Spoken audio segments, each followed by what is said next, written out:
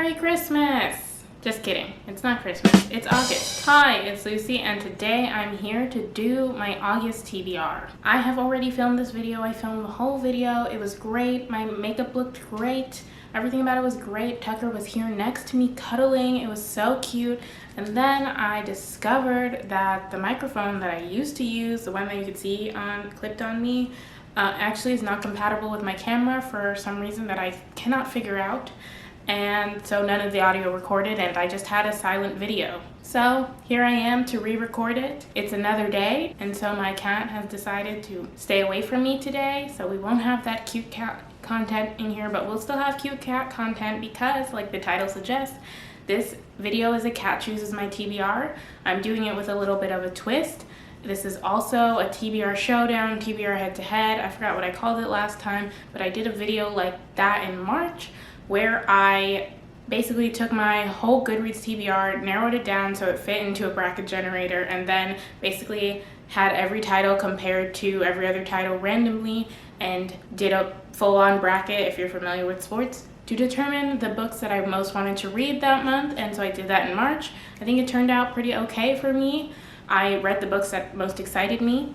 And so I did it again this time, except this time I didn't go all the way. I stopped at the top 8.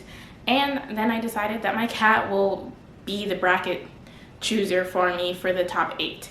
And so I will tell you the books that made it to the top 8, and then I'll tell you the synopsis of the book that he chose. The TBR showdown, TBR head to head part, I did not come up with on my own. I think it was invented, and I first saw it on the Library of Alexa's channel, and so I will leave that link down below. Also, cat choosing my TBR is not new. Lots of other people have done it. I'm not really sure if there's a creator to be credited, but I'll leave some enjoyable Pet Chooses My TBR videos down below for fun. If you enjoy the cat content, you should check out my Instagram. Here it is, right there next to me. You can follow my Instagram at LucieReads. LucieReads with no period is not me. Someone stole my name. Just kidding. Do not harass whoever has that username on Instagram, but there is a period in between Lucy and Reads. I'm trying to grow my Instagram. My theme for my bookstagram is my cat, so that's why I said if you enjoy the cat content, you should check it out. The month of August for me is going to be a busy month since I am moving. I'm so excited to be moving in the middle of a pandemic. I love it here. Anyway, I don't know how that'll affect videos. We'll just see what happens. And also in the month of August, I won't be taking part in readathons, partly because of the moving thing, and also because I just don't really feel like doing readathons this month. But I did want to shout out to readathons just because, why not? First, we have the Readathon, which is meant to highlight books by Canadian authors. It has a whole bunch of hosts. I believe that it was created by Books and Lala. I will leave information about the readathon down below. By the time you see this, it has already started, and it is a week-long readathon, but in case you're okay with joining late, just wanted to shout it out. The other readathon that I wanted to shout out is the middle grade magic readathon. This is also hosted by a bunch of people. I saw the announcement video on Book Cave's channel, and so I will leave more information about that. And this readathon, as the title suggests, is meant to highlight middle grade books. And this one has also started already, but it's a 2-week-long readathon, so there's more time to join late if you want to. And now we'll talk about the books that I'm planning to read in July. Before we get to the TBR showdown, I wanted to just highlight the arcs that I'm going to be focusing on. All of these books, except for 2 of them, come out in August, and the last 2 come out on the 1st of September, which is why they're in this video and not a September TBR, because I know my September TBR is not coming out on September 1st. Come on, have you been to my channel? Me post a video on time? We're lucky that this video is relatively on time. Anyway, all of these arcs were sent to me by the publisher in exchange for an honest review. First we have They Wish They Were Us by Jessica Goodman. This comes out August 4th, or came out August 4th, depending on when you're seeing this. Basically, we're following the main character Jill, who during her freshman year, her best friend was killed by her best friend's boyfriend, Graham, and Graham confessed, and so the case was closed, and Jill tried to move on. Now it's her senior year, and she started to get text messages saying that Graham didn't do it and that there's more to be seen from that murder, and so Jill is starting an investigation of her own. This is described as Gossip Girl meets One of Us is Lying with a dash of the secret history, which I've literally read none of those books, but for some reason that really draws me in. Gossip Girl especially, because I love messy books about rich teenagers because it makes me feel better about not growing up with millions of dollars. And so I'm excited to read this. It seems like it'll be a fun mystery thriller read. Next we have Grown by Tiffany D. Jackson. This comes out on August 19th. Corey Fields is dead and Enchanted Jones wakes up with her hands covered in blood and no memory of what happened last night. So obviously everybody has a lot of questions for her, and then I think the story kind of goes back and leads us to what happened. Enchanted was an aspiring singer who was handpicked and put onto the path to stardom by legendary R&B artist Corey Fields. However, it turns out Corey is not as nice as he seemed, and now behind closed doors he's actually a horrible, abusive person. And so now that he's dead, all signs point to Enchanted. I believe that this is supposed to mirror the R. Kelly case and so it sounds like a really interesting story. Tiffany D. Jackson seems to be very good at writing these stories about like darker themes in a very engaging way that kind of really makes you think. I've read 2 of her books already, Allegedly and Let Me Hear a Rhyme, and I really enjoyed both of them, and they both have that theme of darker subject matter, and I think she handled them really well. So I'm excited for this one. Raybearer by Jordan Ifueko. This comes out on August 18th. This is a fantasy novel that follows Teresa, who was raised in isolation with a mostly absent mother, but then her mother decides to send her to the capital so that she can compete for a spot to become one of the Crown Prince's Council of 11. Once you become part of that council, you are joined by something called the Ray, and apparently that is a bond stronger than blood.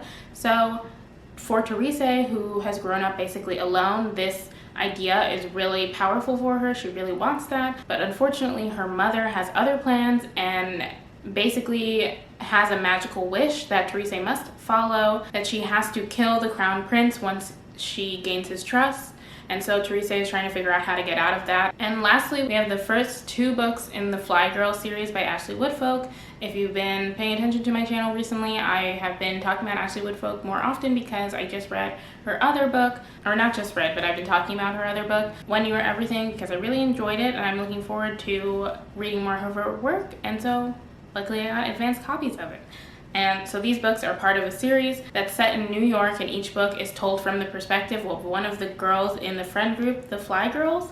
And so the first 2 books are being released at the same time, and I guess the next 2 books will also be released at the same time whenever that happens. So the first book is called Lux, the New Girl. It follows Lux, who's been kicked out of 3 schools already, and Harlem's Augusta School of the Arts is her last stop before she's finally sent to military school. Once she gets to the School of the Arts, she meets the 3 girls in the already established Fly Girls friendship group, and so she tries to like charm her way in, I guess. But once she does that, will she be able to keep her place in the group now that her past is catching up with her? And the second book is Micah the Good Girl, and the Goodreads synopsis for this one was much shorter than the other one, so I'm just gonna read it. It says, Micah Dupree had always liked being the good girl. She was happy painting, going to church, and acing her school projects. After all, she had a perfect older brother to live up to. But when he unexpectedly dies, Micah's world is turned upside down. With her anxiety growing, a serious boyfriend in the picture, and new feelings emerging, Micah begins to question what being the good girl really means and if it's worth it anyway. And so both of those books sound really good. Little known fact, not really that little known, I tell people, I went to an arts high school in New York City. Wasn't in Harlem, but yeah, I have that in common with those girls, so I'm really excited to read the series. Okay, now we're on to the TBR showdown. Like I said, I'm just going to tell you the 2 books that are competing, and then I'll tell you the synopsis for the book that won. First we have We Are Never Meeting in Real Life by Samantha Irby, and the other book is Tell Me Again How a Crush Should Feel by Sarah Farzan. And now we're on to Tucker Deciding. Sit. Tucker. Okay, thank you. Sit. Thank you. Tell Me Again How a Crush Should Feel 1. This follows high school junior Layla, whose Persian heritage already makes her different from her classmates, so she doesn't want anyone to know that she's into girls. But when a beautiful, sophisticated new girl comes to school, Layla starts taking risks that she never thought she would, especially when it looks as if the attraction might be mutual. Through this, Layla ends up confiding in an old friend and becoming closer with the tech drama crew, and she starts to realize that almost all her classmates are more complicated than she originally thought. We follow her story of I think coming to terms with her sexuality and just becoming closer friends with people and it sounds really beautiful. I became interested in this book because I read one of Sarah Farazan's short stories in an anthology and I really enjoyed it, and so someone recommended a different book to me, but this book was on sale, so I bought this one instead, and then I never read it, but now I'm gonna read it. Next we have The Long Way to a Small Angry Planet by Becky Chambers versus The Hidden Power of Fucking Up by the Try Guys. Okay, you sit, don't even doop, doop. Okay. He has chosen, what book is that? The Hidden Power of Fucking Up. If you don't know, the Try Guys are a group of people here on YouTube. They have their own channel. They started on BuzzFeed and then eventually branched off. I enjoy their videos. I think they're a funny group of guys, and like their shtick is that they try things. That's the whole thing. The name really fits what they do. I believe that this book is sort of a memoir of how they came to be a little bit, but it also follows like each of the guys, there are 4 of them, as they try something new for the purpose of the book. Seems interesting. It seems like it was designed well, so I think I'm gonna try and get a copy from the library or actually buy it. I say that as if I don't buy books, but I've been trying not to buy books. I can't buy books until I move because it does not make sense for me to buy books and then have to also pack those books. So I'm avoiding it until I get a move on, but we'll see what happens. Point by Brandy Colbert versus I Will Teach You to Be Rich by Ramit Sethi. Okay.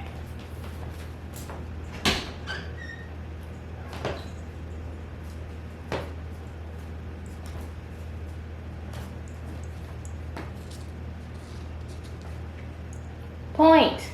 This is Brandy Colbert's first book, and I have decided to go on an adventure to read all of Brandy Colbert's books. This is part of that adventure. I'm going to read you guys a Goodreads synopsis for this because I think it does a really good job of getting you interested, and I don't want to rephrase it. Theo is better now. She's eating again, dating guys who are almost appropriate, and well on her way to becoming an elite dancer. But when her oldest friend Donovan returns home after spending 4 long years with his kidnapper, Theo starts reliving memories about his abduction and his abductor. Donovan isn't talking about what happened, and even though Theo knows she didn't do anything wrong, telling the truth would put everything she's been living for at risk. But keeping quiet might be worse. As you may or may not know, I love a book about a black ballerina, and that's what this is. It also seems like some kind of thriller with kidnapping and everything, and so I'm here for it. Well, that escalated quickly by Francesca Ramsey versus An Edited Life by Anna Newton.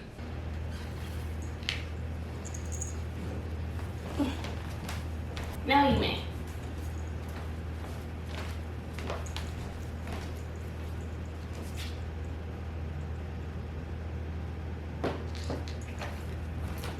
Well, that escalated quickly. If you don't know who Francesca Ramsey is, I know her from her old YouTube channel where she was called Cheska Lee, and her general social media presence. She's on like Twitter and Instagram still. And yeah, she did like funny comedy videos. The subtitle of this book is An Accidental Activist because the spin on some of those things were like social justice oriented. And now she's doing a series with MTV called Decoded, which you might have heard of, which is again social justice oriented. I'm just interested in her journey. I enjoy memoirs, and so I'm gonna read hers. So those are the 8 books for the TBR Showdown. Those are the 4 books that I'm going to be trying to read thanks to Tucker. I did want to note something just like about the whole ranking.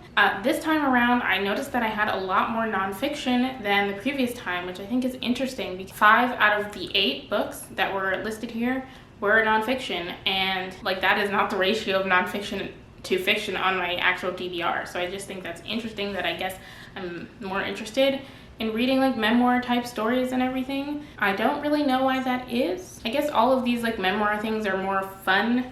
Like We Are Never Meeting in Real Life didn't win, but this is apparently a funny author, writer.